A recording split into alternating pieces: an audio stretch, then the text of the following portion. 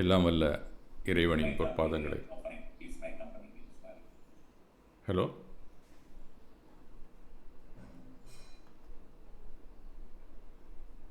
Hello, கேட்குதுங்களா sir? எல்லாம் வல்ல இறைவனின் பொற்பாதங்களை மனமொழி மெய்யால் போற்றி பணிகிறேன். இன்றைய வகுப்பிலே கலந்து கொண்டு கடவுள் வாழ்த்தில் தொடங்கி மேருமந்திர பாடல் வரை சிறப்பான நிகழ்வுகளை வழங்கி வரும் அனைத்து பங்களிப்பாளர்கள், பார்வையாளர்கள் மற்றும் நெறியாளர் தொடர் தொகுப்பாளர்கள் அனைவருக்கும் எனது பணிவான வணக்கத்தை தெரிவித்துக் கொள்கிறேன்.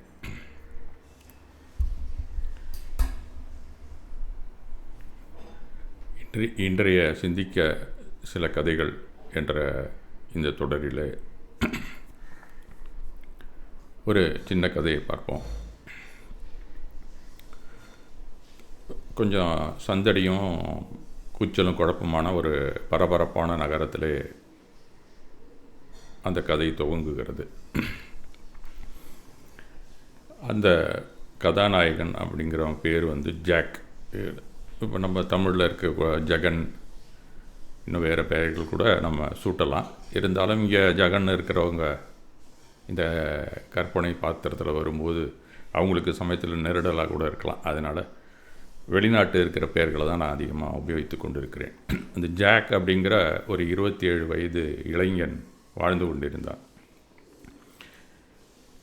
அன்றாட நடவடிக்கையை பார்த்தால் அந்த ஜாக் அவனோட வாழ்க்கை முற்றிலும் மும்முரமாகவே வேலைகளில் மூழ்கும்படி இருந்தது. அவனுக்கு நல்ல வேலை கிடைத்திருந்தது, வசதியான வீடு கூட இருந்தது, அவனை பற்றி கவலைப்படுகிற நல்ல நண்பர்கள் கூட அவனுக்கு இருந்தார்கள். அப்படி இருந்தாலும் கூட உள்ளுக்குள்ள ஜாக் துன்பப்பட்டு கொண்டிருந்தான். அவன் மனம் ஒருபோதும் அமைதியாக இல்லை. அப்படிங்கிறது தான் அவனுடைய வாழ்க்கையாக தொடர்ந்து நிகழ்ந்து கொண்டிருக்கிறது. காலையில் கண் திறந்த தருணத்திலிருந்து இரவு கண் மூடும் வரை மண்டையில் ஏதாவது ஒரு எண்ணங்கள் ஓடிக்கொண்டே இருந்தன. பல ஆண்டுகளுக்கு முன் நடந்த விஷயங்களை நினைத்தும் கவலைப்பட்டான். இன்னும் நடக்காத விஷயங்களை பற்றியும், இனிமே வருங்காலத்தில் என்ன நடக்கணுமோ அந்த விஷயங்களையும் பற்றியும் பயந்தான். இப்போ இதற்கு முன்னே நடந்த அந்த வகுப்பில் கூட அந்த பீரியடில் 7 வகை பயம்னு சொன்னாங்கள்ல, அது அவனுக்கு இருக்குதுன்னா நம்ம வச்சுக்கலாம். பழைய உரையாடல்களே மீண்டும் மீண்டும் மனதில் ஓடிக்கொண்டிருந்தது. பாஸ்டில் நடந்ததும் திருப்பி திருப்பி அடிக்கடி அவனுக்கு ஓடிக்கொண்டே இருக்கும். இப்படி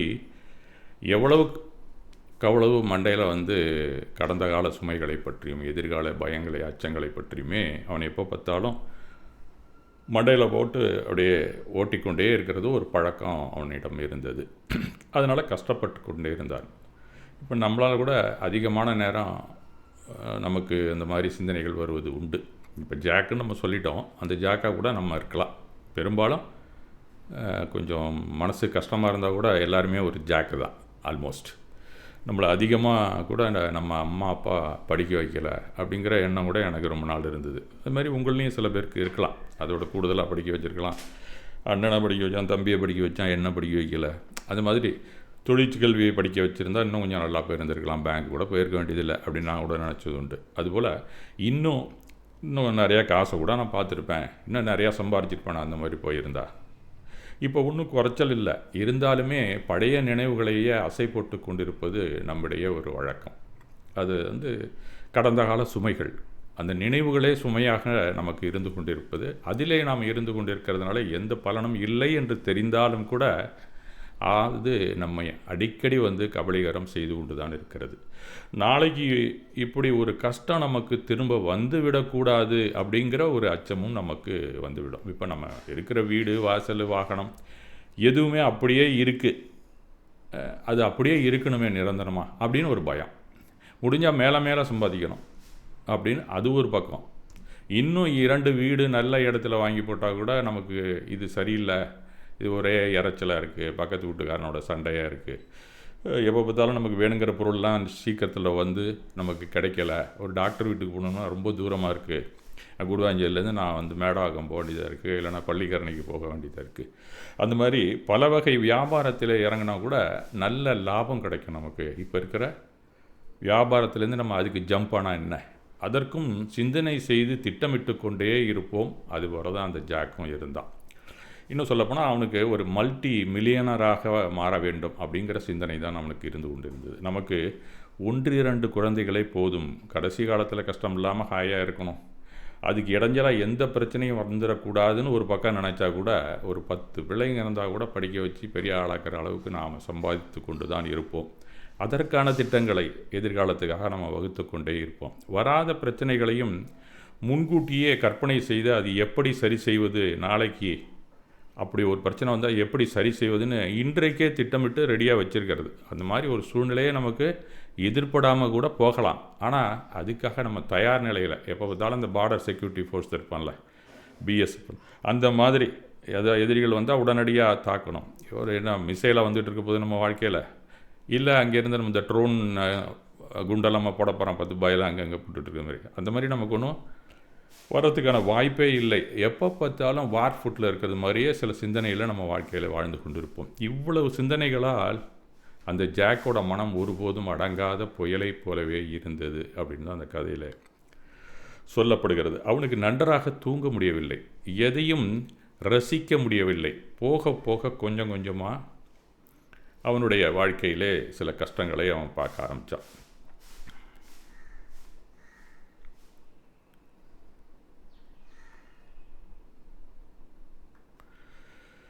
என்னடா படுத்த கூட தூக்கம் இல்லையே, நம்ம டாக்டர்கிட்ட போய் காமிக்கலாமா, நம்ம மனசில் அமைதியே இல்லையே எப்பவும் அப்படிங்கிற மாதிரி ஒரு சிந்தனை வந்து கொண்டே இருந்தது. அதனால் அவனுக்கு தூக்கம் குறைஞ்சதுனால அவனால் அடுத்த நாள் காலையில் அந்த அளவுக்கு ஒரு ஃப்ரெஷ்ஷாக எந்த ஒரு ஒர்க்கையும் செய்ய முடியல. பணியாற்றுதலையும் ரொம்ப ஸ்லோவாக இருந்துக்கிட்டே இருந்தது. ஒரு நாள் மாலை தன்னுடைய பழைய நண்பன் வில்லியம் அப்படிங்கிற ஒருத்தனை போய் பார்க்குறதுக்கு போகிறான். அவங்க 2 பேரும் ஒரு டீ ஷாப், அதாவது தேநீர் கடை, அதில் அமைந்திருக்கிறார்கள். அந்த வில்லியம் அவனை அமைதியாக பார்த்து, Jack, have you ever tried to empty your mind அப்படின்னு கேட்குறான். அது நீ ஏதாவது ஒரு விஷயத்துலேயே ஏதாவது இருந்துக்கிட்டே இருக்க, நீ அதை விட்டு வெளியில் வர்றதுக்கு ஏதாவது முயற்சி பண்ணியிருக்கியா இல்லையா அப்படின்னு அவனை கேட்குறேன். ஏன்னா அவனுடைய உரையாடல் அது பற்றியே இருக்குது. ஏதாவது கஷ்டத்தை பற்றியும், நாளைக்கு ஏதாவது வந்துச்சுன்னா என்ன பண்ணுறது, இப்படியே அவன்கிட்ட பேசிட்டு இருந்தோம். அவன் சொல்கிறான், உன் மனசை எப்போயாவது காலியாக்கி பார்த்ததுண்டா அப்படின்னு கேட்குறான் அவனுடைய ஃப்ரெண்டு வில்லியம். ஆனால் empty mind is devil's work அப்படின்னு இவன் பதில் சொல்கிறான். That is whatever we want everyone says, என்ன தான் நம்ம கையில் இருந்தாலும் நம்ம ஒன்றுமே இல்லாமல், மைண்டில் எதுவுமே இல்லாமல் அது ஒரு பிசாசு வாழ்க்கையாக இருக்கும் அப்படின்னு இல்லையா அப்படின்னு அவன்கிட்ட கேட்குறான். என்னுடைய வாழ்க்கை அந்த பயத்தினாலே நான் ஏதாவது திங்க் பண்ணிட்டு தான் இருக்கேன் அப்படின்னு சொல்கிறான். வில்லியம் மெதுவாக தலையசைத்து, அப்படி இருக்கலாம், ஆனால் அளவுக்கு அதிகமாக நிரம்பிய மனம் மனிதனின் மிகப்பெரிய எதிரியாக மாறிவிடும் அப்படின்னு தான் அவனுக்கு சொல்கிறான். இருந்தாலும் அந்த வார்த்தைகள் அவனுக்கு அந்த அளவுக்கு ஒரு மனசில் தேய்த்ததாக தெரியவில்லை. இருந்தாலும் அதையும் சேர்த்து அவன் சிந்திக்க ஆரம்பிக்கிறான் அன்னையிலேருந்து. Those words stayed with Jack அப்படின்னு சொல்லி அந்த கதாசிரியர் சொல்லுகிறார். சில வாரங்கள் கழித்து அந்த ஜாக் என்ன செய்கிறான், வேலையின் காரணமாக அவனுடைய வேறு இடத்துக்கு பயணித்து செல்லக்கூடிய ஒரு தருணம். அதனால் அவன் காரை எடுத்துக்கிட்டு இப்படி கிளம்பி வெளியில் போய்கொண்டே இருக்கிறான். இது போகிற வழியில் குட்டி குட்டியாக மலைகள், ஒரு ரேஞ்சு, அது மவுண்டன் ரேஞ்சுன்னு சொல்லுவாங்க, அந்த மாதிரி பிரதேசத்தில் தான் அவன் வாழ்ந்து கொண்டு இருக்கிறான். அந்த மலைகளில் கொஞ்சம் கொஞ்சமாக சிறிய சிறிய அமைதியான ஊருக்கு அதில் போய்கொண்டே இருக்கிறான். ஒரு மாலை வேலை வந்துவிட்டது. அந்த ஊரின் குறுகிய தெருக்களில் மெதுவாக நடந்த காரை ஒரு பக்கம் பார்க் பண்ணிவிட்டு அந்த தெருவில் மெதுவாக நடந்து போய்கொண்டிருக்கிறான். அவன் ஏதோ ஒரு கிளையண்ட்டையோ இல்லை அவனுடைய கஸ்டமரையோ பார்க்கறதுக்கு போய்கொண்டிருக்கிறான். ஊரின் எல்லையில் ஒரு சிறிய தேநீர் கடையை பார்க்குறான். அந்த தேநீர் கடையிட்ட போய் பார்த்தோன்னே அதன் வெளியே ஒரு வயதான முதியவர் ஒருத்தர் அமர்ந்து கொண்டிருக்கிறார். அந்த கடைக்கு வெளியில் ரொம்ப சின்ன கிராமம் அது. ஏன்னா மலையில் இருக்கக்கூடியதில் அந்த அளவுக்கு பெருசாக எல்லாரும் ரொம்ப ரிச்சாலாம் சின்ன சின்ன கிராமங்களில் இருக்க மாட்டாங்க. அது வாசல்லே ஒரு முதியவர் அமர்ந்திருந்தார். வெள்ளை முடி, அமைதியான கண்கள். அவர் கையில் ஏதும் புத்தகம் கூட வைத்து படித்து கொண்டிருக்கவில்லை. கைபேசி அவரிடம் இல்லை அப்படின்னு தான் முக்கியமாக குறிப்பு அந்த நூலிலே இருக்கிறது. தொலைவில் இருக்கும் மலைகளை அமைதியாக ரசித்து பார்த்து கொண்டிருந்தார். அவரின் முகத்தில் ஜாக் இதுவரை காணாத ஒரு அமைதியை கண்டான். அதாவது தியானத்திற்கு பின் ஒரு சாந்தமான முகம் இருக்குமே, அதுபோல இருந்தது அவரை பார்த்ததும்போது அப்படின்னு குறிப்பிடுகிறார். ஜாக் ஒரு கப் தேநீர் ஆர்டர் பண்ணி வாங்கிக்கிட்டு, ஏன் தெரியல அவனை அந்த முதியவரை பார்த்து நம்ம ஏதாவது பேசணும்னு அவன் நினைக்கிறான். ஏன்னா இவ்வளோ அமைதியான ஒரு ஆளை நம்ம பார்த்ததே இல்லையே, எப்படி ஒரு ஆளாக இருக்க முடியுது அப்படின்னு சொல்லிட்டு அந்த முதியவர் அருகிலே போய் அமர்ந்தான். ஒரு சில நிமிட அமைதிக்கு பிறகு அவர்கிட்ட கேட்குறான். எய்த்தாப்பில் தான் உட்காந்துருக்கான். அவர் வெளியில் இருக்கக்கூடிய அந்த மவுண்டன் ரேஞ்செல்லாம் பார்த்துக்கிட்டு அங்கே இருக்கிற சீனரிலாம் பார்த்து ரசித்து கொண்டு இருக்கிறார். இவனை அப்பப்போ பார்த்துட்டு அவர் பாட்டுக்கு ஒன்றும் கேர் பண்ணல. சார், நீங்கள் என்ன நினைத்து கொண்டு இருக்கிறீர்கள் இப்போது அப்படின்னு சொல்லி அவர்கிட்ட உரையாடலை தொடங்குகிறான். நம்ம ஏதாவது ஒன்று பேச்சு தானே ஆகணும் அப்படின்னு முதியவர் சிரித்து கொண்டு அவன்கிட்ட சொல்கிறாரு, நான் எதை பற்றியும் சிந்திக்கவே இல்லையே, ஒன்றும் எந்த சிந்தனையும் என்னிடத்தில் இல்லை அப்படின்னு அவர் சொல்கிறார். ஜாக் என்ன சொல்கிறான், எதுவும் இல்லையா, அது எப்படி சிந்திக்காமல் இருக்க முடியும், சாத்தியம் இல்லையே அப்படின்னு அவர்கிட்ட கேட்குறான் இவன். இது ஜென்ரல் ஒப்பீனியன், இது நமக்கும் வரும். அது எப்படி ஒன்றுமே இல்லாமல் ஒரு ஆளை கண்ணை முழிச்சிட்டு இருந்தால் தூங்கும்போதே நமக்கு கனவுகள் வருது, அது கூட ஒரு சிந்தனையிலேருந்து வரக்கூடிய ஒரு வெளிப்பாடு தான். எய்த்தாப்பில் ஒரு ஆள் உட்காந்துக்கிட்டு எனக்கு சிந்தனையில் ஒன்றுமே இல்லை அப்படின்னு சொன்னால் எப்படியாது அப்படின்னு சொல்லி இவனுக்கு ஆச்சரியமாக இருக்கிறது. முதியவர் மெதுவாக, நான் இங்கே தேநீர் குடித்து கொண்டிருக்கிறேன், மலைகளை பார்த்து கொண்டிருக்கிறேன், குளிர்ந்த காற்றை உணர்கிறேன், பள்ளத்தாக்கில் பல பறவைகள் பறந்து திரிவது தெரிகிறது, அதனுடைய சத்தத்தை நான் கேட்கிறேன் அப்படின்னு சொல்லி அவர் பாட்டு வர்ணிக்க ஆரம்பிச்சிட்டாரு. ஜாக் அவரை நோக்கி, அப்படியா, எண்ணங்கள் தொடர்ந்து வராதா அப்படின்னு கேட்குறான். உடனே அந்த முதியவர் அமைதியாக கேட்டார், இப்போது உன் மனதில் எத்தனை எண்ணங்கள் இருக்கிறது அப்படின்னு சொல்லி அவர் இவனை கேட்குறார். அவர் கேட்டோடனே இவர் அவன்கிட்ட கேட்குற, உன் மனசில் எத்தனை எண்ணங்கள் இருக்குதுப்பா அப்படின்னு சொல்லி. அந்த ஒரு தருணத்தில் ஜாக்கின் மனதில் 5 எண்ணங்கள் பாய்ந்து கொண்டிருந்தன அப்படின்னு சொல்லி அமைதியாக அவர்கிட்ட சொல்கிறான். முதியவர் மெதுவாக தலையசைத்து, உன் முகத்தில் அதற்கான பதில் தெரிகிறது நன்றாகவே அப்படின்னு சொல்கிறார் அவர். அந்த மாலை அவர்கள் நீண்ட நேரம் பேசி கொண்டிருந்தார்கள். அந்த முதியவர் 30 ஆண்டுகள் சைக்காலஜி ப்ரொஃபஸர், அதாவது உளவியல் பேராசிரியராக இருந்ததாக அவனிடம் தெரிவிக்கிறார். ஆனால் வாழ்க்கையின் மிக முக்கியமான பாடம் எந்த புத்தகத்திலிருந்தும் எனக்கு வரவில்லை என்றார். ஒரு சைக்காலஜி ப்ரொஃபஸர் சொல்கிறாரு, எந்த புத்தகத்திலேருந்தே எனக்கு வாழ்க்கைக்கான பாடம் கிடைக்கல. அது என்ன நானாக கண்டுபிடிச்சது, அந்த புத்தகத்தில் எழுதியிருந்தால் கூட அதை செயல் வடிவத்தில் நான் பார்க்கும்போது இந்த தருணத்தில் வாழ கற்றுக்கொண்டதில் இருந்து தான் அது எனக்கு புரிந்தது அப்படின்னு சொல்கிறார். அவர் அந்த மாதிரி சொன்ன உடனே இவனுக்கு வில்லியம் கூட கிட்டத்தட்ட இது மாதிரி தான் சொன்னான். இவர் ஏதோ ஒன்று சொல்கிறாரே, கிட்டத்தட்ட ரெண்டும் ஒன்றா இருக்க அப்படின்னு சொல்லி யோசிக்கிறான். அவர் சொல்கிறாரு, நீ நிறையா விஷயங்களை மண்டையில் போட்டு குழப்பிட்டுருக்கேன்னு நினைக்கிறேன், உன் மனம் ஒரு தண்ணீர் நிரம்பிய கண்ணாடி டம்ளர் போல இருக்கிறது அப்படின்னு சொல்கிறார். அப்போது அது நேற்று நடந்த வருத்தங்களாலும் நாளைக்கு என்ன நடக்கும் என்ற அச்சத்தின் கவலையால் முழுவதுமாக நிரம்பி உள்ளது, அப்படித்தானே அப்படின்னு கேட்குறார். ஒரு கண்ணாடி டம்ளர் முழுவதும் நிரம்பி இருந்தால் புதிதாக ஏற்க அங்கே இடமில்லை. மேற்கொண்டு நம்ம தண்ணி ஊற்ற முடியாது, ஊற்றினா வழிஞ்சிக்கிட்டு தான் இருக்கும். அது புதுசாக எதையுமே நம்ம உள்ளுக்குள்ளே கொண்டு வர முடியாது. ஒரு கற்பனை அப்படிங்கிறதே வெளியிலேயே காட்ட முடியாது. புதுசாக ஏதாவது வந்தால் தான் நம்ம கற்பனையே செய்ய முடியும். பழசுலேயே உழன்று கொண்டு அதனுடைய நினைவுகளையும் எதிர்காலத்தில் அதே விஷயத்தை நாம் எப்படி தக்க வைத்து கொள்வது, அதை நம்ம எப்படி பராமரிப்பது, இந்த மாதிரி சிந்தனையிலேயே இருந்து கொண்டு இருந்தால் நமக்கு கற்பனா சக்தியும் இருக்காது. ஏன்? அதனால தான் நீ அமைதி இல்லை, மகிழ்ச்சிக்கும் உனக்கு இடமில்லை. அதனால் இப்போது இந்த கணத்தில் நடந்து கொண்டிருக்கும் வாழ்க்கையை அனுபவிக்க துவங்கு அப்படிங்கிறது மாதிரி அவர் சொல்கிறார். அப்போ தான் அவரிடம் சொல்கிறான், ஐயா, நான் சிந்திப்பதை எப்படி நான் நிறுத்துறது, அந்த மாதிரி எனக்கு வர்றதை நான் எப்படி நிறுத்துறது அப்படின்னு கேட்குறான். அந்த முதியவர் சிரித்து கொண்டே, நான் உன்னை சிந்திப்பதை நிறுத்த சொல்லவில்லை அப்படின்னு சொல்கிறார். கொஞ்சம் இந்த இடத்த நாம் கொஞ்சம் டெக்னிக்கலாக புரிஞ்சுக்கிறது நல்லது.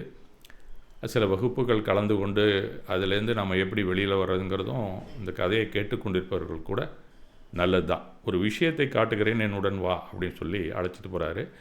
அது நம்மளுக்கு சிம்பாலிக்காக ஒரு கதையிலையோ இதுலேயோ ஏதோ ஒரு அம்சத்தை வச்சு நமக்கு டீச் பண்ணுவாங்க. அதுலேருந்து நாம் தான் அதை எடுத்துக்கொண்டு வாழ்க்கையிலே வாழ வேண்டும். அந்த மாதிரி ஒரு சின்ன ஒரு சோதனை அவனுக்காக கொடுக்குறார்.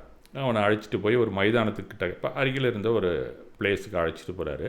அந்த இடத்துல கீழே ஒரு பெரிய கனமான கல் இருக்கிறது. அந்த கல்லை எடுத்து ஜாக்கிடம் கொடுத்து இதை கையில் பிடி அப்படின்னு சொல்கிறார். அது கிட்டத்தட்ட எப்படி இருந்தாலும் அவன் கையில் அந்த படத்தில் இருக்கிறவன் வச்சுருக்கிறத பார்த்தா ஒரு 10லேருந்து 12 கிலோ அது வெயிட் இருக்கும் கண்டிப்பாக. அதை கீழே குனிஞ்சு கஷ்டப்பட்டு தூக்குறது மாதிரி தான் அந்த படமே இருக்குது. அந்த மாதிரி ஒரு கல் அவன் கையில் எடுக்கிறான். இது சாதாரணமாக மலைப்பிரதேசத்தில் அங்கங்கே கீழே கிடக்கும், அங்கங்கே பக்கத்துலலாம் ஒரு சின்ன சின்ன அரண் மாதிரிலாம் அதையே வச்சு சுவர் மாதிரி எழுப்பியிருப்பாங்க. அது மாதிரி தனியாக கிடக்கிற அந்த பிட்டை தூக்கி அவன் கையில் அவனே எடுக்கிறான். அப்போ அப்படியே அந்த கல்லை நீ பிடித்து கொண்டிரு அப்படின்னு சொல்கிறார். 1 நிமிடம் சென்றது, 5 நிமிடம் கடந்து கொண்டிருந்தது, 10 நிமிடம் ஆனது. ஜாக்கின் கை வலிக்க தொடங்கிவிட்டது. அவன் சின்ன இளைஞன் தான், இருந்தாலுமே எவ்வளோ நேரம் தான் அந்த கல்லை தூக்கிட்டு 12 கிலோ சுமையை நம்ம கையிலே வச்சுருந்தா எப்படி இருக்கும்? 15 நிமிடங்களில் அது தாங்க முடியாத வலியாக மாறிவிட்டது. அப்போது அவர் சொல்கிறார், அதை கீழே வை அப்படின்னு சொன்னார். அவன் உடனே அந்த கல்லை அப்பாடி கையை விட்டு ரிலீஸ் ஆனால் போதுண்டா அப்படிங்கிறது மாதிரி கீழே குனிஞ்சு அதை வைக்கிறான். பெருமூச்சு விட்டான். முதியவர் சொன்னார், உன் எண்ணங்கள் அந்த கல்லை போன்றவை அப்படின்னு சொல்லி அவனுக்கு உதாரணத்துக்கு சொல்கிறார். ஒரு எண்ணத்தை எடுத்துக்கொள்வது பிரச்சனை அல்ல. எல்லோரும் எண்ணங்களை எடுத்துக்கொள்வார்கள், அது இயல்பானது. ஆனால் அதே எண்ணத்தை சில மணி நேரங்கள், ஏன் நாட்கள், ஏன் சில மாதங்கள், அது மட்டுமல்ல சில வருடங்களாக கூட சில எண்ணங்களை தொடர்ந்து சுமந்து கொண்டே இருப்பதை ஒரு மனிதனை அது வரித்து கொண்டே தான் இருக்கும் அப்படின்னு சொல்லி அவனுக்கு சொல்கிறார். அதே நேரத்தில் அல்ல, மெதுவாக அது கொஞ்சம் கொஞ்சமாக, ஆரம்பத்தில் வழி தெரியல, அந்த கையில் வச்சுருக்க அந்த கல் கொஞ்ச நேரம் ஆக ஆக அதை அழுத்த ஆரம்பிக்கிறது. நம்ம உடம்பில் அதனுடைய எதிர்த்து நிற்கக்கூடிய அந்த ஸ்டாமினா குறைந்து கொண்டே வருகிறது. ஜாக் அந்த வார்த்தைகளின் அர்த்தத்தை ஆழமாக உணர்ந்தான். ஏனெனில் அவன் பல வருடங்களாக பல கற்களை சுமந்து கொண்டிருந்தான். அவன் கரெக்டாக பாயிண்ட்டை புரிஞ்சுக்கிட்டான். அவர் என்ன சொல்கிறாரு, அத்தனை எண்ணங்களுமே ஒன்று சுமையான கற்கள் தான் அப்படின்னு சொல்கிறார் அவர். அடுத்த நாள் காலை ஜாக் அதை விட்டு கிளம்புறான். அந்த இடத்த விட்டு அவர் சொன்ன அந்த செய்தியை கேட்ட பிறகு மறுநாள் காலையிலே வீட்டுக்கு திரும்பி கொண்டிருந்தான்.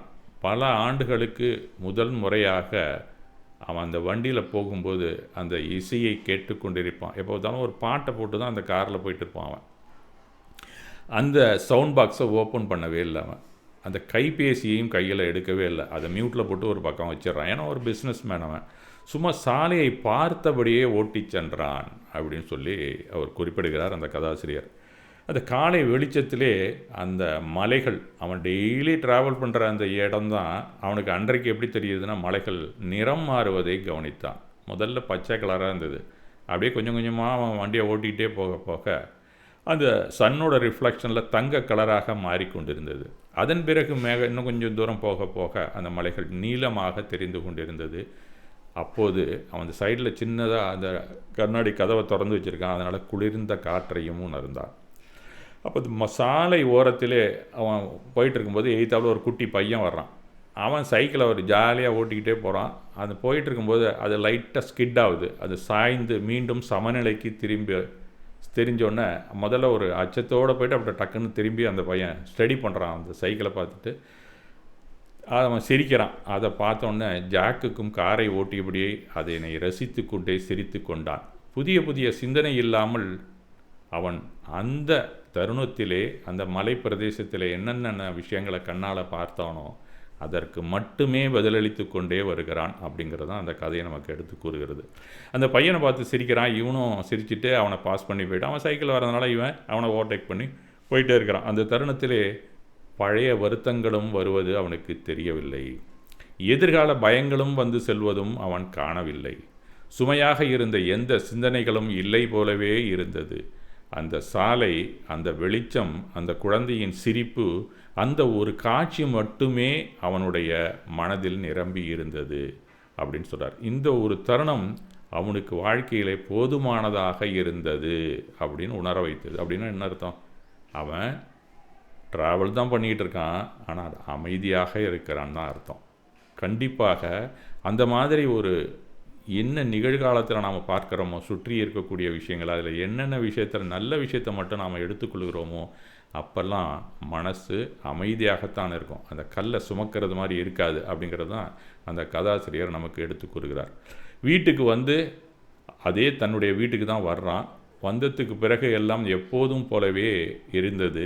அதே வீடு, அதே நகரம், அதே வாழ்க்கை தான் அவனுக்கு. ஆனால் அவை அனைத்தும் அவனுள் ஏதோ ஒரு அமைதி பிரதேசமாக மாறியிருந்தது. எந்த ஒரு சிந்தனையையும் அவனுக்கு அவை தூண்டவே இல்லை. இப்போ வீட்டுக்கு போய் ஒரு பொருளை பார்த்தானா, இந்த சோஃபா நல்லா இருக்குது, இருந்தாலும் ரொம்ப நாளாக ஆகிடுச்சு போல இருக்கே, புதுசாக நம்ம வாங்குவோமே அப்படின்னு நம்ம சிந்திப்போம். இது மேலே இருக்கிறதுல கவரே சரியில்லை, அட்லீஸ்ட் கவரையாவது மாற்றுவோம் அப்படின்னு நினைப்போம். அப்படி இல்லையா, வேறு வீட்டில் இருக்கிற உடைமைகளையெல்லாம் ஒன்று ஒன்று பார்த்துட்டு இது ரொம்ப நாளாக ஆகிடுச்சு, மாற்றிட்டு அது என்ன போர் அடிக்குது அப்படின்னு நம்ம நினைப்போம். கையில் இருக்கிற கைபேசியை கூட 1 வருஷம் ஆகிடுச்சு, இப்போ புதுசு புதுசாக எவ்வளோ மாடல் வந்துருச்சு, வாங்கலாமே அப்படின்னு நினைப்போம். அந்த மாதிரியாம அதே பழைய விஷயத்தை அதை பார்க்கும்போது அவன் மனசு மிகவும் அமைதியாக அதை ரசித்து கொண்டிருந்தது அப்படின்னு தான் கதாசிரியர் சொல்கிறார். அமைதி என்பது அதிகமாக சிந்தித்து பெற வேண்டிய ஒன்று அல்ல.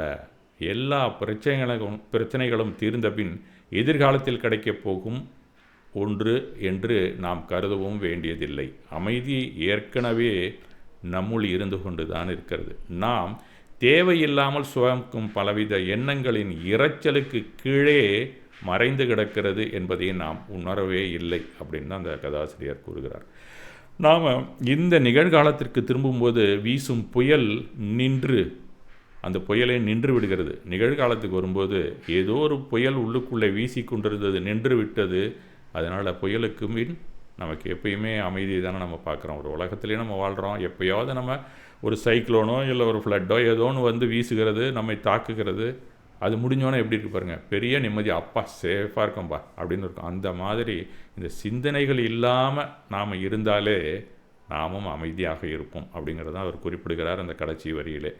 நீண்ட நாட்களுக்கு பின் அந்த இரவு ஜாக் அந்த கண்களை மூடி நன்றாக உறங்கினான். நேற்றைய பற்றி சிந்திப்பு எதுவுமே அவனிடம் அந்த கனவில் கூட வரவில்லை. நாளை பற்றி கவலைகளையும் உருவாக்கும் எந்த ஒரு திட்டங்களும் அவனிடம் இல்லை. தலையணையின் மென்மையையும் அறையின் அந்த அறை இருட்டும் அமைதியும் இரவின் மெதுவான ஒளியையும் மட்டுமே உணர்ந்தார். இன்னும் கொஞ்சம் நிறையாவே வர்ணிக்கிறார், நமக்கு நேரம் இல்லாதனால அத்தோடு நம்ம முடித்து கொள்ளலாம். நன்றாக அயர்ந்து தூங்கினான் அப்படின்னு சொல்லி பிடிக்கிறார். இந்த மாதிரியான ஒரு சூழலைத்தான் அந்த கதை நமக்கு எடுத்துகிறது. இப்போ இந்த கதை நமக்கு என்ன சொல்லுகிறது அப்படிங்கிறத நம்ம தெரிந்து கொள்ளணும். ஒரு கதையை நம்ம பார்க்குறோம், அது என்னதான் நமக்கு சொன்னிச்சு அப்படிங்கிறத நம்ம தெரிந்து கொள்ள வேண்டும் அல்லவா? அதுக்கு என்ன ஓட்டங்களே நம்மை பாதிப்படைய செய்கிறது அப்படிங்கிறத முக்கியமாக அது நமக்கு தெரியப்படுத்துகிறது. ஏன்னா நம்ம கண்ணை மூடி உட்கார்ந்தால் கண்டிப்பாக நமக்கு எண்ணங்கள் ஓடிக்கொண்டிருக்கிறது தெரியும். ஏன்னா விழித்து கொண்டிருக்கும்போது கூட அது ஓடிக்கொண்டு தான் இருக்கும். நாம் அதை கவனிக்கிறதில்ல அந்த நேரத்தில். அதனால் சுற்றுப்புற சூழ்நிலையை கவனிக்கிறது விட்டுட்டு கொஞ்ச நேரம் கண்ணை மூடி அமைதியாக இருந்தால், இப்போ நம்ம ஒரு கிளாஸ் நடக்குதுன்னா அதை கவனிச்சிட்ருப்போம். அப்படி இல்லாமல் வீட்டில் கொஞ்ச நேரமாவது நாம் கண்ணை மூடினோம்னா மைண்டில் ஏதாவது ஓடிக்கொண்டே இருக்கிறத நம்ம நல்லாவே, அது வயசானவங்களுக்கு கண்டிப்பாக அது தெரியும், நம்ம சொல்லணும்னு அவசியம் இல்லை. ஆனால் சிறு வயசில் இருக்க குழந்தைங்களோ பெரியவங்களோ யாராக இருந்தாலும் இந்த பயிற்சியை எடுத்தால் அதங்க தான் கண்ணை மூடி கொஞ்சம் நேரம் உட்காருப்பா, ஒரு 10 நிமிஷமாவது இரு அப்படின்னு வீட்டில் சொல்லுவாங்க. அது குழந்தைங்களுக்கு அப்போலேருந்தே பழக்கப்படுத்துறது ஒரு நல்ல ஒரு ஒழுக்கம் தான் அப்படின்னு சொல்லணும். அந்த மாதிரி இருக்கும்போது அவ்வப்போது ஒரு மகிழ்ச்சியான தருணங்களை மறைக்க செய்கிறது. அந்த நேரத்தில் நமக்கு என்ன கிடைக்கல, அப்பா என்ன வாங்கி தரல, அம்மா என்ன செஞ்சு கொடுக்கல, யார் நம்ம ஃப்ரெண்ட்ஸு சரியாக நம்மகிட்ட நடந்துக்கலை, இவங்க சரியாக நமக்கு பேசலை, இதெல்லாமே மண்டையில் ஓடிக்கொண்டே தான் இருக்கும். அதாவது அமைதியற்ற சித்தம் கொண்ட மனமே ஆரவாரமாக கூச்சலிடும் அப்படின்னு தான் நம்ம தெரிந்து கொள்ள வேண்டும். இதிலிருந்து ஆத்மா இயல்பில் தூய்மையும் அமைதியும் ஆனந்தமும் கொண்டது. ஆனால் வினைகளின் பிணைப்பால் அது மறைந்து விடுகிறது. இப்போ நம்ம தத்துவத்துக்குள்ளே வந்திருக்கோம். சாதாரணமாக ஆன்மா எப்பயுமே தூய்மையானது அப்படி தான் சொல்லப்படுகிறது. அமைதியும் ஆனந்தமும் கொண்டது அப்படின்னா என்ன அர்த்தம்? ஆமாம், வெளியில் போகிறோம், எல்லாத்தையும் பார்க்குறோம்.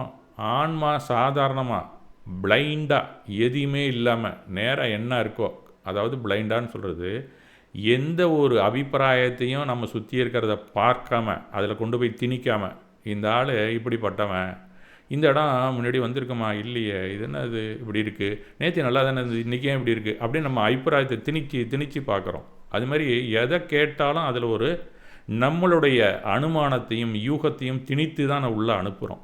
இந்த மாதிரி இல்லாமல் ஆன்மா தான் பார்க்குது எல்லாத்தையுமே, ஆன்மா தான் கேட்குது எல்லாத்தையுமே அப்படிங்கிறது தான் தத்துவம்.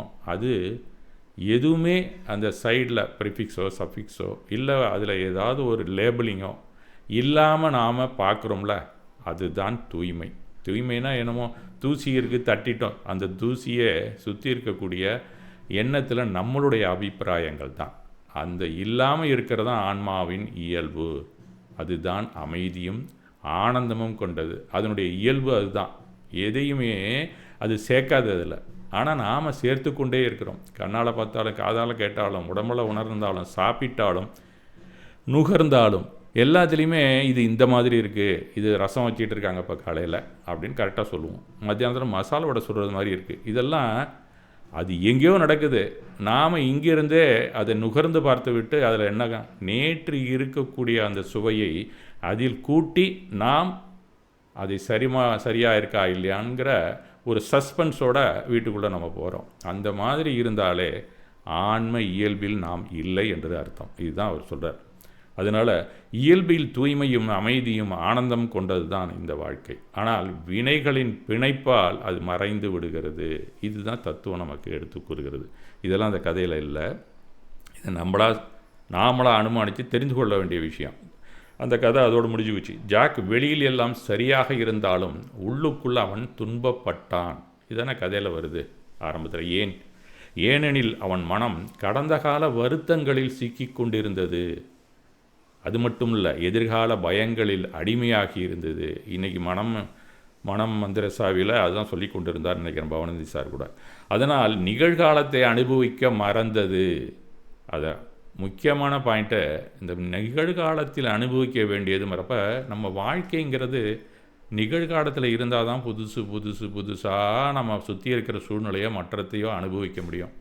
அப்படி அனுபவிக்காமல் நம்ம மண்டையை போட்டோம்னா எதெல்லாம் விட்டு போச்சோ நம்ம பார்த்தது உள்ளே இருக்கும், அதில் அதை நமக்கு அனுபவிக்காமல் அதை பார்க்காமையே நம்ம செத்து போனோம்னா உள்ளே இருக்கிறத அனுபவிக்கிறதே திருப்பி பிறப்போம். இது ஒரு ப்ராசஸ் உள்ளே நடந்துகிட்டு இருக்குது நமக்கு. நீங்கள் அன்னன்னைக்கு அனுபவிச்சுருந்தீங்கன்னா உங்கள் பிறவிகள் குறைய தான் செய்யும். இதை தான் பகவான் வேறு ரூபத்தில் நமக்கு சொல்லி கொண்டிருக்கிறார். எதனால் விருப்பு வெறுப்பு என்னும் ராகத்வேஷம் அப்படிங்கிற உணர்விலால் தான் நமக்கு இது ஏற்படுகிறது அப்படின்னு சொல்லுகிறார். அதுக்கு தான் வீதராக நிலைக்கு நீ செல் அப்படிங்கிறது தான். அதனால் கடந்த கால சுமைகள் சிக்கி கொண்டிருப்பதோ இல்லை எதிர்கால பயத்தில் அடிமையாக இருப்பதோ, இது இரண்டுக்குமே காரணம் ராகத்வேஷம்தான். ஏன்னா ஒரு விஷயம் நம்மகிட்ட இருந்ததுன்னா அது இருந்து கொண்டே இருக்க வேண்டும், தக்க வைத்து கொண்டே இருக்க வேண்டும். அப்படி இல்லைனா அது மற்றவங்கள்ட்ட இருந்ததுன்னா அது நம்ம கைக்கு வரணும். இது விருப்பு. அது நம்ம விட்டு போய்விடுச்சினாலே அது வெறுப்பு.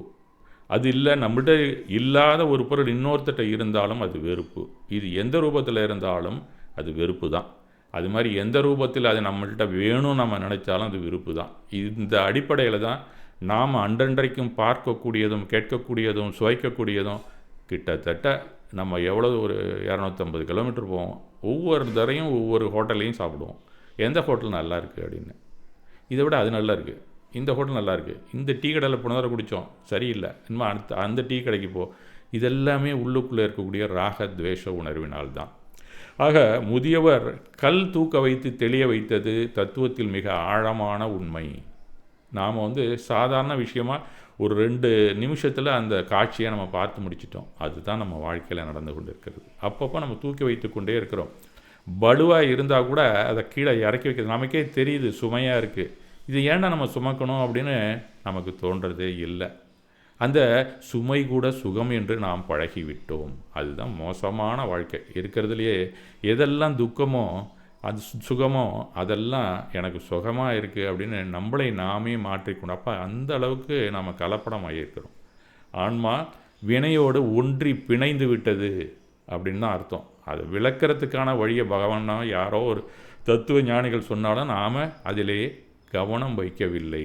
நாம் இப்போ இருக்கிற வலியே எனக்கு போதும்பா, இதிலேயே நம்ம இருந்துக்கிட்டே இருப்போமே, அதை விட்டு வெளியில் வரணுங்கிற சிந்தனையே இல்லை என்று தான் சொல்ல வேண்டும். ஒரு எண்ணம் தோன்றுவது பாவம் அல்ல, எந்த எண்ணம் வேணால் வரலாம், ஆனால் அதை பிடித்து வைத்திருப்பதே பந்தம். இந்த ஒரு சின்ன டெக்னிக்கில் தான் அவர் சொல்கிறார். எண்ணம் என்ன சேரப்போகுது, அதில் ஆசை. எண்ணத்தில் ஆசை ஒரு விளைவு, அது நமக்காக இருக்கணும், இது நம்மகிட்ட இருக்கிறது காணப்படக்கூடாது.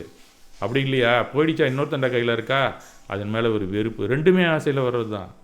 ஆசைன்னா என்னமோ நம்ம திருப்பி இது வேணும்னு நினைக்கிறது மட்டும் இல்லை, இன்னொருத்தங்கள்கிட்ட இருக்கிறது நம்மள்கிட்ட இல்லையே அப்படின்னு நம்ம நினைக்கிறோம்ல, அது கூட ஒரு ஆசை தான். அப்போ எண்ணத்தில் ஆசை அது செயல் வடிவமாக வரும்போது கர்ம பந்தம் ஆரம்பிக்கிறது. ஜாக் ஒவ்வொரு நாளும் தூங்கி கொண்டிருந்த ஒவ்வொரு கல்லும் அவன் டெய்லி தூக்கிக்கிட்டு தான் தூங்கி கொண்டு இருக்கிறான். ஒரு அத்தனை கல்லை சுமந்து கொண்டு தான் தூங்கினான். வெளியில் போகும்போதுமே அதே சிந்தனை தான் அவனுக்கு. இன்றைக்கி பிஸ்னஸ் எப்படி இருக்குமோ, இந்த கஸ்டமரு நமக்கு பணம் கொடுப்பானா கொடுக்க மாட்டானோ, புதுசாக ஒரு கஸ்டமர் பிடிக்கணுமே, இதே மாதிரி ஒரு சிந்தனையிலே இருந்து கொண்டு இருக்கிறது. ஒரு நினைவு, ஒரு வருத்தம், ஒரு பயம். அந்த நினைவு வந்ததுனாலே பெரும்பாலும் வருத்தமாக தான் இருக்கும். நினைவுங்கிறது ஸ்டோர்டு, நம்மள்கிட்ட உள்ளுக்குள்ளே இருக்கக்கூடிய பழைய பதிவுகள், அதெல்லாம் நமக்கு வருத்தத்தையே அளிக்கிறது. அது நாளைக்கு வந்துடக்கூடாது, இதே மாதிரி வருத்தம் நாளைக்கு வந்துடக்கூடாது அப்படின்னு நினச்சாலே அது பயம். அந்த 7 பயத்தில் அது ஒன்றா தான் இருக்கும் கண்டிப்பாக. அதை அவன் பல வருடங்களாக சுமந்தான். அதுதான் பந்தம். அது ஆத்மா கர்மாவுடன் கட்டுண்ட நிலை அப்படின்னு அந்த முதியவர் சொன்னார். மனம் ஒரு தண்ணீர் கண்ணாடி டம்ளர் போல், அந்த உள்ளுக்குள்ளே இருக்கிற கண்ணாடி டம்ளர் போல் தண்ணீரில் இருக்கிறது. மனம் கலங்கினால் ஆன்ம உணர்வு பிரதிபலிக்காது. அந்த உள்ளுக்குள்ளே இருக்கிறத நாம் என்ன பண்ணுறோம், மேற்கொண்டும் உள்ளே செலுத்த முடியல, அதையும் குழப்பி விட்டுட்டே இருக்கோம். சுற்றிட்டு ஒரு ஆறில் தண்ணி ஓடிக்கொண்டே இருக்கிறது. இப்போ அந்த பையன் கையில் அந்த பாறை இருக்கிறது பக்கத்தில், அதை தூக்கி நம்ம போட்டோம்னா என்ன ஆகும், ஒரு சின்ன நீரோடையில் அங்கே ஒரு சுடல் வந்து விடும். அந்த சுடலையே வட்டமட்டித்து கொண்டே இருப்போம் நம்ம. அந்த மாதிரி ஒரு சிந்தனை வந்தால் அந்த சிந்தனையை பிடித்து வைத்து கொண்டு அந்த சுடலிலேயே நாம் சிக்கி கொண்டு இருக்கிறோம். அப்போ உள்ளுக்குள்ளே இருக்கக்கூடிய அந்த அமைதி அடுத்தடுத்த காலத்துக்கு நம்ம போயிட்டே இருக்கணும். காலம் வந்து நகர்ந்து கொண்டே தான் இருக்கிறது. இந்த சனத்திலே நம்ம தங்கிட்டால் காலம் நம்ம கடந்து எங்கேயோ போயிட்டே இருக்கும். அப்போ அந்த காலத்தையும் நம்ம தவற விட்டு விடுகிறோம். அப்படின்னு என்ன அர்த்தம், அந்த காலத்தில் நாம் என்ன பார்க்கணுமோ, என்ன கேட்கணுமோ, என்ன நுகரணுமோ அதை நாம் செய்யவில்லை. கண் இருக்குது, காது இருக்குது, ஆனால் குருடாக இருக்குது, செவிடாக இருக்குது அப்படிங்கிறது தான் சொல்லப்படுகிறது. மனம் தெளிந்தால் ஆத்ம அறிவு வெளிப்படும். கடந்த காலம் ஸ்மிருதி பந்தம் அப்படின்னு சொல்லப்படுகிறது. ஸ்மிருதி என்பது நினைவாக பதியப்பட்டது, எல்லாமே ஸ்மிருதி தான். மறக்க முடியாமல் காக்கப்பட்ட நினைவுகள், இதுதான் நமக்கு பந்தமாக இருக்கிறது. எதிர்காலம் ஆசை பந்தம், பயம், இது போயிடக்கூடாது, சேர்ந்துக்கிட்டே இருக்கணும், இன்னும் இருக்கிறது பத்தலை, இதெல்லாம் எதிர்காலம். தான் ஆசை பந்தம். எதையாவது அடைய வேண்டும் என்ற விழைவு, இரண்டும் சேர்ந்து மனதை நிரப்பி விடுகிறது. இதுதான் நம்மளுடைய தத்துவங்களை எடுத்து சொல்லிகிட்டு இருக்கு. இந்த ஜாக்குக்கு அதான் நடந்து கொண்டே இருந்தது. நீங்கள் அதில் உங்கள் பேரை வேணாலும் போட்டுக்கலாம். அந்த கண்ணாடி டம்ளர் காலியாகும்போது தான் அதுவே என்னவாக மாறியது, சரியான பார்த்தலாக மாறியது. அடியில் இருக்கக்கூடிய அந்த அமைதி தெரிந்தது, தெளிந்தோன்னு. அதுதான் சம்யக் தர்ஷன். சமண மதத்தில் மிக முக்கியமான சாதனை ஒன்று உள்ளது. நீங்கள் சம்யக் தர்ஷன் வரணும்னா 3 விஷயங்கள் இருக்கின்றது. எல்லா உடைமைகளையும் எனதில்லை அப்படின்னு நாம் நினைக்கணும். அதுதான் பந்தம். அது மட்டும் இல்லை, இந்த உடலே என்னுடையது இல்லை. அது கொஞ்சம் கஷ்டமான விஷயந்தான். அதுக்கு நீண்ட நாள் பயிற்சி எடுத்துக்கொள்ள வேண்டிய அவசியம் இருக்கிறது. அதையும் கொடுக்குறார்.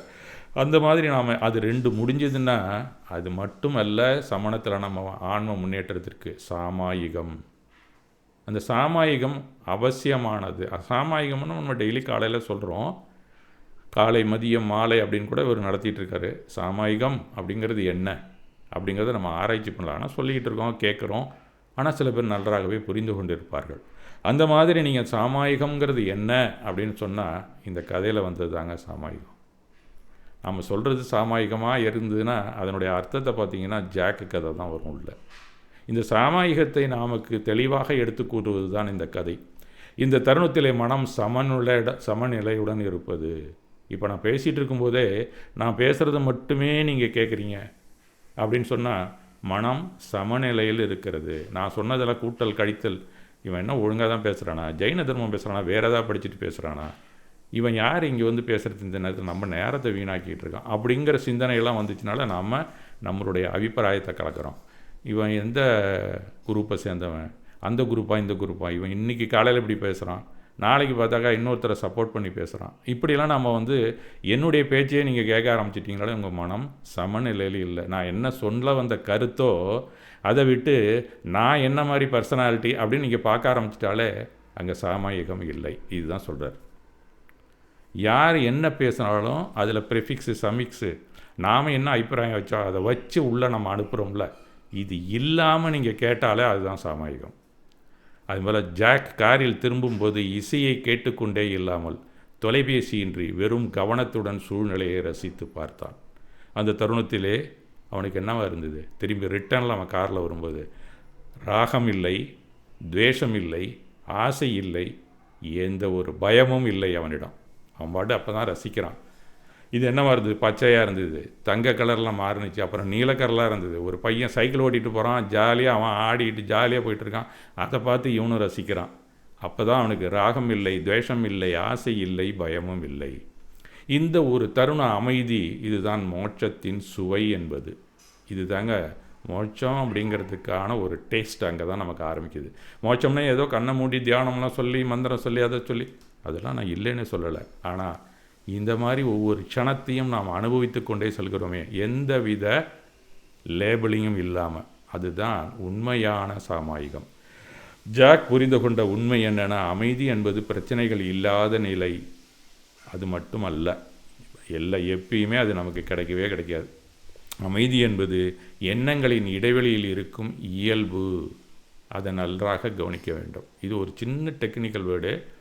அது கொஞ்சம் தியானம் நல்லா டிரான்சிடென்டல் மெடிடேஷன் ஒன்று இருக்குது. அதை தான் இந்த ஒரு வரியிலேயே நான் குறிப்பிடுகிறேன்.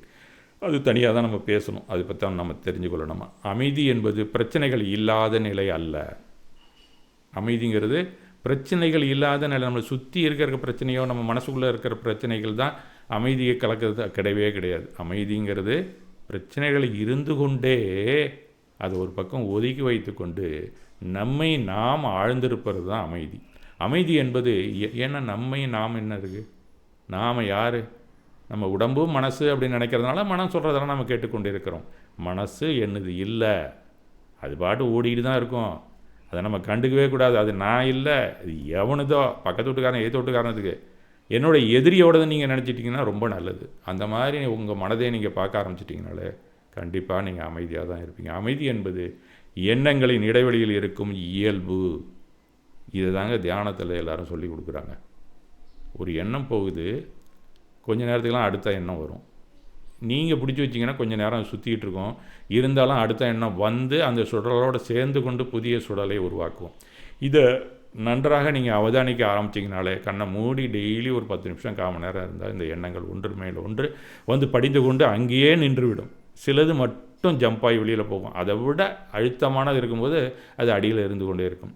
இத்தனையும் நீங்கி அடியில் இருக்கக்கூடிய அமைதியை நாம் என்னைக்கு பார்க்குறது? இதை நம்ம பார்க்குறதுக்கு சொல்லி கொடுக்கக்கூடியது தான் இந்த சாமாயிகம். எல்லா பாவங்களையும் அப்படின்னு ஒரு வார்த்தை இருக்குது. அப்படின்னா இத்தனையும் பாவங்கள் தான். நான் பச்சாதாபம் செய்கிறேன், அப்படி தான் எழுதப்பட்டிருக்கிறது. பச்சாதாபம் செய்கிறேங்கிறது தமிழில் எப்படி எழுந்ததுன்னு தெரியல, அதை பற்றி நமக்கு சிந்தனை இல்லை. அதெல்லாம் சாமாயிகத்தில் வர வார்த்தைகள் எல்லாமே இந்த ஜாக்கினுடைய அந்த அனுபவத்தை தான் நமக்கு எடுத்துக் கொடுக்கிறது. சுத்தாத்ம அனுபவம் அப்படின்னு குறிப்பிட்டது. அத்தியாத்ம நிலை, ஆத்மாவை சார்ந்த அல்லது ஆன்மீகம் சார்ந்த அறிவை குறிக்கும் ஒரு சொல் தான் அத்தியாத்மம். அது அகஞானம், சுக அறிவு, சுய அறிவு மற்றும் உயரிய ஆத்மாவை உணர்தல் ஆகியவற்றை குறிக்கக்கூடிய வார்த்தை. எல்லா இடத்துலையும் இதை நம்ம பார்க்குறோம். சுத்தாத்ம அனுபவம், ஆழ்நிலை தியானம், ஆத்தியாத்ம நிலை, இது எல்லாமே எந்த ஒரு சுமையான ஒரு சிந்தனையும் இல்லாத ஒரு க்ஷணமோ, எந்த ஒரு பயமும் இல்லாத ஒரு க்ஷணம், அது என்னவாக இருக்கும்? கண்டிப்பாக நிகழ்காலமாக இருக்கும். ஏன்னா அமைதியாக தானே இருக்குது நிகழ்காலம். நம்ம என்ன சிறைப்பட்டா வச்சுருக்கோம்? நம்ம பக்கத்துலேயே அப்போ அந்த அமெரிக்காக்காரனோ இல்லை ஈரான்காரனோ குண்டு போட்டுக்கிட்டு இருக்கான். நம்ம நல்லா தானே இருக்கோம். நம்மளா போய் அந்த நியூஸை பார்த்தா தான். அமைதி வெளியிலிருந்து வருவதில்லை, அது ஏற்கனவே உள்ளே தான் உள்ளது. கர்ம கட்டுகளை அவிழ்த்து விட்டால் அது உடனே வெளிப்படும். அதுதான் நாம் அந்த கையில் இருக்கிற அந்த கல்லை கீழே வைக்கிறோம்ல நம்ம, அதுதாங்க கர்மட்சயம். கர்மட்சயம் அது தனியாக நடக்கும் அப்படின்னு நம்ம நினைத்து கொண்டு இருக்கிறோம். ஒரு கல் எவ்வளவு நேரம் பிடித்தால் அது கர்ம உதயத்தில் நாம் இருக்கிறோம். நடந்து கொண்டு இருக்கிறது அவ்வளவு வலி. ஒரு கோபம் எவ்வளவு நாள் வைத்து கொண்டு இருந்தாலும் அவ்வளவு பந்தம். அது வந்துட்டு போயிட்டு தான் இருக்கும். உங்களுடைய கர்மா வருகு போயிடுதுங்க, நாம் தான் பிடிச்சி வச்சுக்கிறோம். அது இதை தான் செய்யக்கூடாது அப்படிங்கிறது தான் பகவான் சொல்கிறார். நாம் என்ன நினைக்கிறோம்? அதுவே வந்து நம்மளை நம்ம பிடிச்சி வச்சுக்கிறதுனால தான் அந்த கல் நம்ம கையிலேயே இருக்குது. கர்மத்தை நாம் தான் பிடிச்சி வச்சுருக்கோம். வினையும் ஒரு கல் தான். ஒரு கோபம் எவ்வளோ நாள் வைத்து கொண்டிருந்தால் அது பந்தம். ஒரு பயம் எவ்வளவு நாளாக சுமந்தால் அவ்வளவு கர்ம பிணைப்பு. அதுக்குள்ளே டூரேஷனோடு அது போனால் கூட நாம் விட்றதில்ல, அதை கையிலே வச்சுருப்போம். கர்ம க்ஷயத்தை நாம் போட்டால் தான். நீங்கள் கையில் வச்சுருந்தேன்னா க்ஷயம் ஆகாது. அதுக்கு டூரேஷனாக அவர் குறித்து கொடுத்துருப்பார். 10 நிலைகள் இருக்குது. கர்மம் எப்படி வருது, எப்படி எவ்வளோ நாளைக்கு பந்தமாகுது, இது 10 நிலைகளையும் நம்ம படித்து தான் இருக்கிறோம். ஆனால் நம்ம 11, 12 நம்ம தான் கையிலே வச்சு கொண்டு இருக்கிறோம். அந்த ஏரியாக்குள்ளே நம்ம போகிறதே இல்லை. கல்லை கீழே வைப்பது தான் விராகம். ஜாக் வீட்டுக்கு திரும்பிய போது வீட்டில் எதுவுமே மாறி இருக்கவில்லை. நேற்று இருந்தது போல அப்படியே தான் இருந்தது. நாம் இத்தனை விஷயத்தையும் தூக்கி எறிங்க. உங்கள் மனசு முன்னாடி எப்படி குழந்தையாக இருக்கும்போது இருந்ததோ, பிறந்தபோது அப்படியே தான் இருக்கும். நாம் தான் அதில் அத்தனையும் ஏற்றிட்டுருக்கோம். அப்போ அந்த வீட்டுக்குள் நாம் நுழையும் போது ஜாக்குக்கு எப்படி இருந்ததோ அப்படி தான் நாமும் இருப்போம். அதனால் அவன் பார்வை மட்டும் மாறி இருந்தது. அதுதான் சரியான உண்மையான பார்வை, அதுதான் சரியான உணர்வு, அதுதான் சம்யக் ஞானம், சம்யக் சாரித்திரம். இவையே மோட்ச பாதையை திறக்கும். இந்த கதை சொல்லும் ஆன்மீக பாடம் எண்ணங்களை நிறுத்த வேண்டியதே இல்லை, அவற்றுடன் அடையாளம் கொண்ட வேண்டாம் என்பது மட்டுமே. நம்மை அடையாளப்படுத்த வேண்டாம், லேபலிங் செய்யாமல் சும்மா இருந்தாலே போதும். அவற்றை சுமந்து செல்ல வேண்டாம். நிகழ்காலத்தில் விழிப்புணர்வுடன் இருங்கள், அது போதும். மனம் தெளிந்தால் ஆத்மா வெளிப்படும் என்பதே யதார்த்தம். நாம் அனைவரும் ஜாக்கை போல பல கற்களை சுமந்து செல்கிறோம். நமக்கு இந்த கதை சொல்வது ஒவ்வொரு கல்லாய் எடுத்து வைக்கலாம், ஆனால் அதை மொத்தமாக சுமந்து செல்ல வேண்டிய அவசியமில்லை என்பதுதான். அமைதி என்று எங்குமே தேட வேண்டாம், அமைதிதான் நாமே. அதில்தான் ஆழ இருந்து பழகிக்கொள்வதே சாமாயிகம் என்று கூறி இன்றைய உரையை முடிக்கிறேன். மிக்க நன்றி.